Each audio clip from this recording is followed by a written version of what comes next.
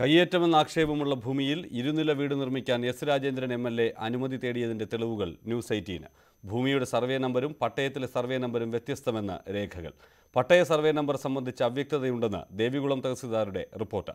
രാജേന്ദ്രൻ കൈവശം വച്ചിരിക്കുന്നത് വ്യാജ പട്ടയം ഉപയോഗിച്ചുള്ള ഭൂമിയാണെന്ന ലാൻഡ് റവന്യൂ കമ്മീഷണറുടെ റിപ്പോർട്ടിലും പരാമർശമുണ്ടെന്നിരിക്കെയാണ് വീട് നിർമ്മാണത്തിന് നീക്കം നടത്തുന്നത്. വീട് നിർമ്മിക്കാൻ അനുമതി തേടി ഈ വർഷം ജനുവരി 12-ന് എം.എൽ.എയുടെ ലെറ്റർപാഡിൽ എസ് രാജേന്ദ്രൻ ദേവികുളം തഹസിൽദാർക്ക് നൽകിയ അപേക്ഷയുടെ പകർപ്പാണിത്. ഇതോടൊപ്പം 2001 ലഭിച്ചെന്ന് അവകാശപ്പെടുന്ന പട്ടയത്തിന്റെ പകർപ്പുമുണ്ട്. ഇതിൽ പറയുന്ന 8 സെന്റ് സ്ഥലത്തിന്റെ സർവേ നമ്പർ 843A ആണ്. KDH വില്ലേജിലെ ഇക്കാ നഗറിൽ രാജേന്ദ്രന്റെ കൈവശം ഇരിക്കുന്ന സ്ഥലത്തിന്റെ സർവേ നമ്പറാകട്ടെ 912. പട്ടയത്തിൽ സർവേ നമ്പർ തെറ്റായി രേഖപ്പെടുത്തിയതിന് താൻ ഉത്തരവാദിയല്ലെന്നും പട്ടയം പുനഃസ്ഥാപിക്കുന്നതിന് താമസമുണ്ടെങ്കിൽ 40 വർഷം പഴക്കമുള്ള തന്റെ വീട് പൊളിച്ചുപണിയുന്നതിന് അനുമതി നൽകണമെന്നും അപേക്ഷയിൽ ആവശ്യപ്പെട്ടിരിക്കുന്നു.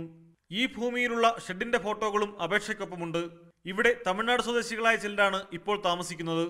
രാജേന്ദ്രൻ ഇപ്പോൾ കഴിയുന്ന വീട് മറ്റൊരാളുടെ പേരിൽ പട്ടയമുള്ളതാണ്.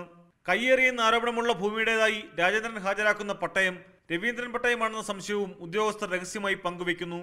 ദേവികുളം തഹസിൽദാർ നൽകിയ അന്വേഷണ റിപ്പോർട്ടിൽ പട്ടയ സർവേ നമ്പർ സംബന്ധിച്ച് അവ്യക്തത തുടരുന്നതായി വ്യക്തമാക്കിയിട്ടുള്ള സാഹചര്യത്തിൽ അത് സംബന്ധിച്ച് വിശദമായ റിപ്പോർട്ട് ആവശ്യപ്പെടണമെന്നാണ് സബ് കളക്ടർ ഓഫീസിലെ ബന്ധപ്പെട്ട ഫയലിൽ രേഖപ്പെടുത്തിയിട്ടുള്ളത്. പട്ടയം തന്റെ പേര് പിടിച്ച് കരമടച്ചിട്ടില്ലെന്നും ഈ രേഖകൾ വ്യക്തമാക്കുന്നു. രാജേന്ദ്രന്റെ കൈവശമുള്ളത് KSEBയുടെ ഭൂമിയായതിനാൽ തിരിച്ചുപിടിക്കണമെന്ന് ലാൻഡ് റവന്യൂ കമ്മീഷണറുടെ 2015 റിപ്പോർട്ടിൽ പരാമർശമുണ്ടെന്നിരിക്കെയാണ് ഇവിടെ വീട് നിർമ്മിക്കാൻ നീക്കം നടത്തുന്നത്. S Rajendran M.L.A. കൈവശം വെച്ചിരിക്കുന്ന ഭൂമിയുടെ സർവേ നമ്പറിൽ പട്ടയം നൽകിയിട്ടില്ല എന്ന് വ്യക്തമാക്കുന്ന രേഖകളാണ് ന്യൂസ് 18 പുറത്തുവിടുന്നത്. ലഭിച്ച പട്ടയത്തിൽ സർവേ നമ്പർ മാറിപ്പോയതാണെന്ന അദ്ദേഹത്തിന്റെ വാദം ശരിയാണോ എന്ന് പരിശോധിക്കേണ്ടത് റവന്യൂ അധികൃതരാണ്. മൂന്നാറിൽ നിന്നും ക്യാമറാമാൻ അനിൽ നീലേശ്വരത്തിനൊപ്പം പ്രദീപ് സി നിർമ്മൺ, ന്യൂസ് 18.